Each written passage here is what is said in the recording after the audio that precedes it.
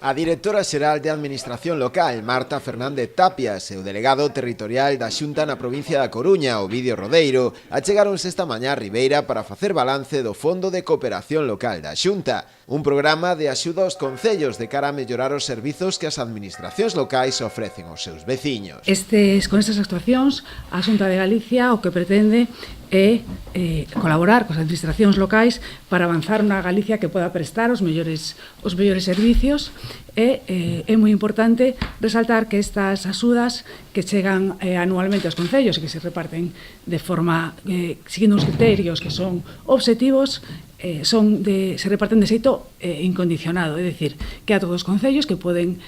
utilizalo para que o consideren máis conveniente. A Xunta de Galicia repartiu este ano nos concellos da provincia preto dos 42 millóns de euros, dos que aproximadamente 5 lle corresponderán ao Barbanza. Na provincia da Coruña, 42,8 millóns de euros, que é a provincia de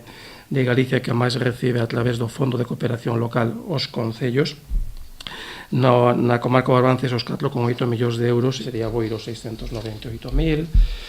Ribeira, como decíamos, 869.000, Carnota 244.000, Lousame 223.000 euros, Mazaricos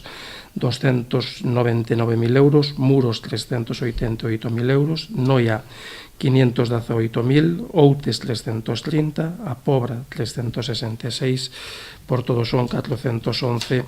e Rianxo 450. O alcalde de Ribeira, Manuel Ruiz, valorou moi positivamente estas achegas, comparando este programa da Xunta co plan único da Deputación, moito menos ventaxoso para os intereses dos concellos. Que moitas veces vexo como parece que aos concellos nos está salvando a vida a Diputación, cando efectivamente é unha gran axuda, que nunca